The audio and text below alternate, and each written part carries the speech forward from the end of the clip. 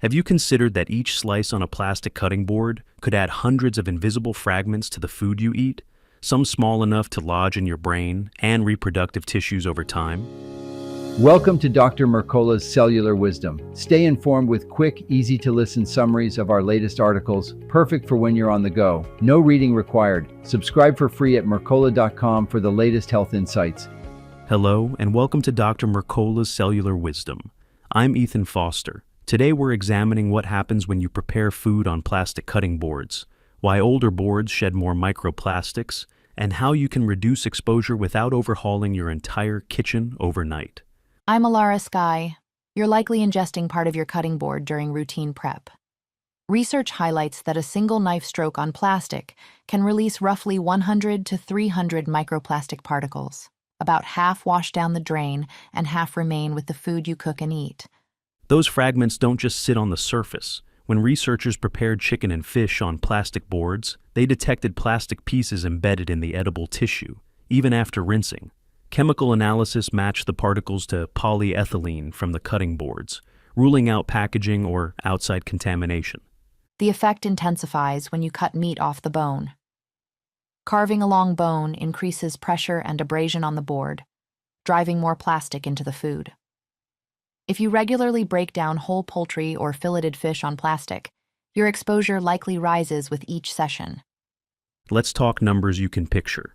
In that study, chicken carried about 0.03 to 1.19 particles per gram, and fish showed roughly 0.014 to 2.6 particles per gram after prep on plastic boards. Rinsing lowered counts but did not eliminate fragments that had been pushed into soft tissue. Board age and condition matter. Softer, heavily grooved plastic sheds faster because those knife scores become weak points. If your board shows deep cuts, stains, or an odor that won't wash out, that's a clear sign to replace it. You can act immediately by changing surfaces. Switching from plastic to hardwood, bamboo, or glass reduces microplastic exposure during daily cooking.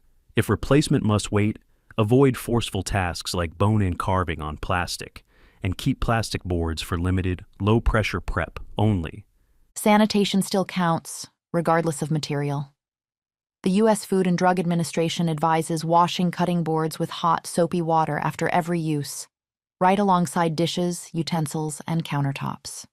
Bamboo stands out for being harder and less porous than some hardwoods, which can make it more resistant to harboring bacteria. Conditioning matters for wood.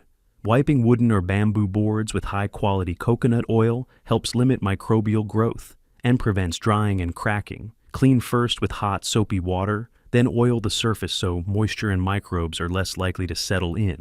Set up your kitchen to prevent cross-contamination. Keep 2 boards on hand at all times, one reserved for raw meats and another for produce, and use different colors so you can tell them apart at a glance. Replace any board when grooves become deep or persistent odors and stains remain. Some listeners ask whether an NSF mark certifies safety. The National Sanitation Foundation develops standards and tests materials used in food equipment. NSF/ANSI 51 lays out minimum public health and sanitation requirements for materials like cutting boards. It reduces risks, but doesn't stop a plastic board from shedding microplastics as it wears. Choosing the right surface also involves practical trade-offs. Plastic is non-porous and easy to sanitize, but can shed as it scars. Hardwood is gentle on knives and, with routine cleaning and occasional oiling, serves well for produce and general prep.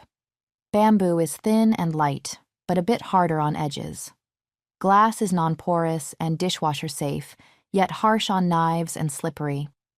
Reducing microplastics extends beyond the board.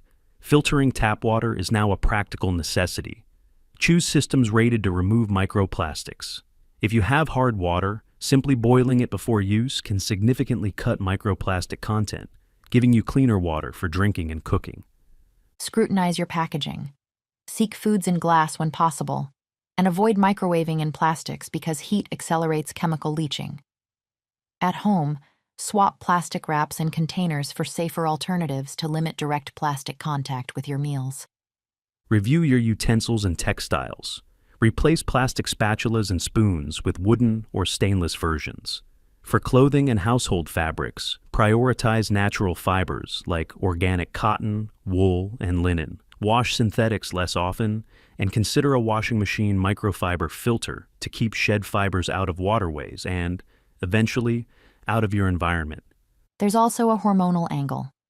Many plastics contain xenoestrogens that mimic estrogen and can disrupt balance.